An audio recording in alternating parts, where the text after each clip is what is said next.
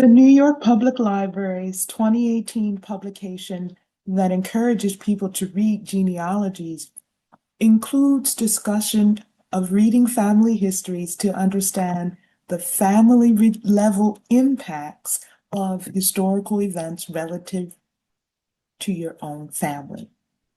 So we'll discuss the historical events use of family histories.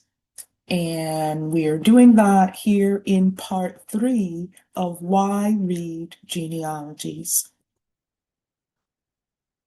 The historical events section begins. Within family histories, you may also find a record of events that had a profound impact locally, but received little attention in history books. The genealogy of the descendants of Thomas Engel, who settled in Providence, 1636, contains a poignant description of an 1840 flood in Johnston, Rhode Island, that killed 18 people, including Philip Engel, who had moved there so that his children could work at the mill. In fact, according to contemporaneous accounts and subsequent retellings of the flood story, 14 of the 18 dead were from two families, the Whitmores and the Engels. The flood killed 8 members of the Whitmore family and 6 members of the Engel family. This contemporaneous news account says, if ever we experience the effects of human sympathy for the sufferings of a fellow being, it was while conversing with Mr. Russell B. Whitmore. His father was absent at the time of the sad calamity, but his wife, his mother, 4 sisters, and his brother's wife and child were all involved in one common dreadful fate, and his brother lay dreadfully wounded in a precarious condition.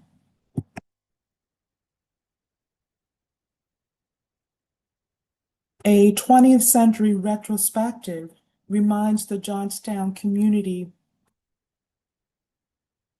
that those killed in the Engel family were Philip and his wife Sally, ages 50 and 45 respectively, and 4 children, Benjamin, age 3, Emmerly, age 6, Oliver, 19, and Sally, 22. Sally left behind a widower, Abner B. Rogers. New York Public Library document goes on to say that this event would assuredly have affected the lives of your ancestors living there, even if the story did not survive in history books or your own family lore.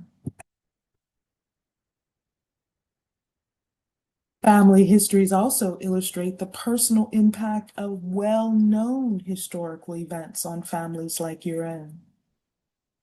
Although every student learns about the California gold rush, this description of the fate of Harry Lewis in Historical Sketch of the Family of Michael Presbury Bird of Roxbury, Mass.,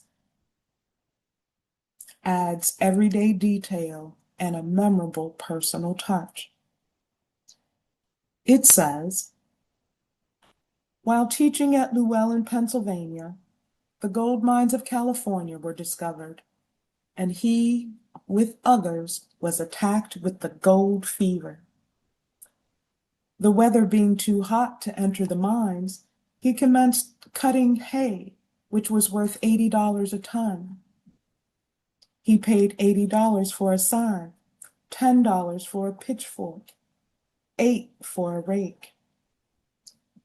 Flour was $10 per hundredweight, pork, $30 per hundredweight.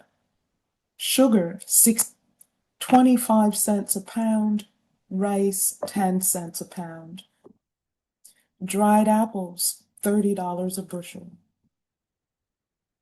He did his own cooking and slept on the ground under a tree at night, where once he lay 10 days sick with no one to care for him but the Indians to bring him water.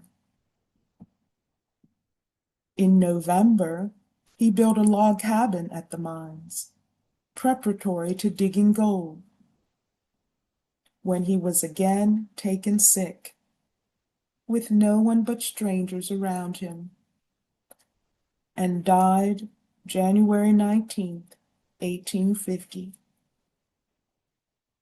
Such were the trials of the early gold seekers in California. Anecdotes about Native Americans in published family histories, though told from a white perspective, help restore a little immediacy to a part of American history that is too often conveniently forgotten. While biased and one-sided, these stories can at least provide clues about the nature of early interactions between Native Americans and settlers, which profoundly affected so many lives. A good example is the incident described in Samuel Craig, Senior Pioneer to, that is, Samuel Craig Sr., Pioneer to Western Pennsylvania, and his descendants. It says, Mrs. Boyd was much afraid of the Indians. Once, when Mr. Boyd was away for supplies of food, their oldest little boy, a fair-complexioned child with long white curls, was playing before the door, and she saw two Indians with him examining his curls. She was greatly alarmed, as she thought they might scalp him. And as quickly as she could, she gathered all the edibles she could find and motioned them to come and eat, which they did, and after eating, departed. But she still feared they might return and kill them. A short time after, when Mr. Boyd was at home, they did return, but they brought a deer, which they had killed, and gave it to the white squaw who had fed them when they were hungry. As Nolan Rice Best put it in his 1897 History of Peter and Mary Best and Their Family, family history carries with it a degree and character of interest pertaining to no other sort of human annals. It is history down to bedrock, history at close hand, history not on far battlefield nor in lofty forum, but come to stand in the very doors of our own dwelling places.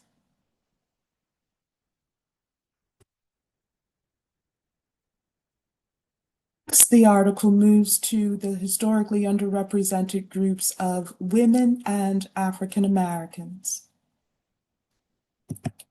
So check out part 4 of this 6-part series to discuss these groups.